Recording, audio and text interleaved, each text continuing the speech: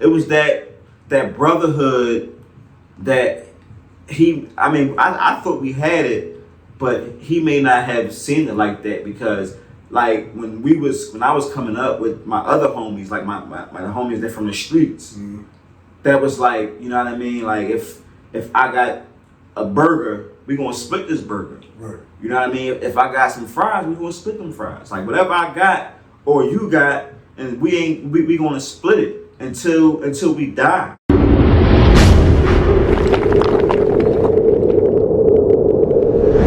I guess from the stories you told, I guess you could say ups and downs, bumps and bruises with y'all relationship. But what would you say you gained from the whole thing? Just from being exposed to seeing your friend, and we definitely recognize y'all to be friends. So regardless of whatever, what would you say is like either inspiring to you or something that you could say, I had a hand in that, and I'm, you know what I mean? Like, what's the most, like, a proud moment, or like, what did you take from the relationship y'all had? I mean, relationship was solid. Like we never had no disagreements like this. You know what I mean? But there was never no arguments, never no, I ain't talking to that nigga. It was never none of that ever. You know what I mean? And what I take from it, I just take from it. What I take from it is, even though me and Kev was in the same school, but the same school, me and Kev came from two different lifestyles, two different households. You know what I mean? Like, cause at an early age, for me, and this is not my parents' fault. Cause my parents, like, I still got both my parents. My parents are married.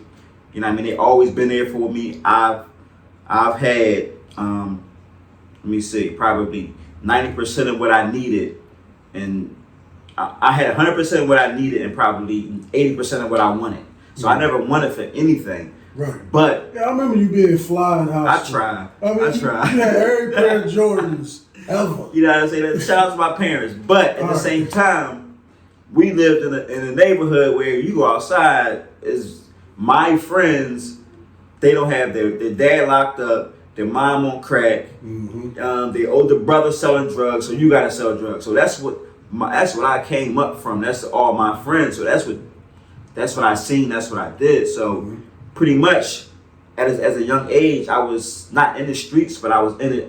I was in the streets. I mean, I was hustling. I was, you know what I mean, selling whatever I could sell, drugs, T-shirts, whatever I could sell. You know what I mean. I was just doing it because that's what we did. So, and at that time, Kev was in I'm not saying he was in a house, but what I'm saying is we lived different lives. He wasn't coming outside.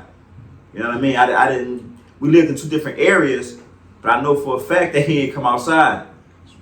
It was that brotherhood that I thought we had it, but he may not have seen it like that because like when I was coming up with my other homies, like my homies that from the streets, that was like, you know what I mean? Like if I got a burger, we gonna split this burger. Right. You know what I mean? If I got some fries, we gonna split them fries. Like whatever I got or you got, and we gonna split it until we die. Right. And I still got people from the street that, you know, it's like that. Like, you know what I mean? Like, but Kevin didn't have that. He didn't have that type of street bond, and so not saying that's here nor there, but I just feel like I feel like I would have did him like that. You know what I mean? So explain the difference. Like, what type of dude was Kev when he was coming up? You explain how what your environment was like, but what would you say the difference is with Kev's upbringing? From what I understand, his brother was a hustler. You know what I mean? Like, he's hustled a little bit. He also was playing pool. He was like a hustler, like pool, the gang. But Kev was more so, from what I understand, like from when I met him, he was just pretty much in the house. He didn't really do much, you know what I mean? But play the game and stuff like that. But he didn't come out. He was before he started playing ball, he was real good at swimming. He was like I know when he came to high school, they wanted him to swim for the team or something, but he didn't want to. But he was like a real good swimmer. Yeah. Yeah. Yeah. Like, now this was during high school, because you said y'all played basketball together. Mm-hmm. I mean, we all know that, but Yeah. you was the point guard, he was the shooting guard, or vice versa? No. Hey, Kev wasn't that good back in the day. He wasn't that good. Like, So everybody probably think he good now. You seen him play on TV? I seen him on TV. Right. He look okay on TV, Okay. but like he wasn't that good back in the day. So you saying I'm sure basically- them. I know. Listen, there's a video out there of him looking at his old highlights. They ain't highlights that. that was his game. Oh yeah. That was his game. Like, I mean, and it's crazy because like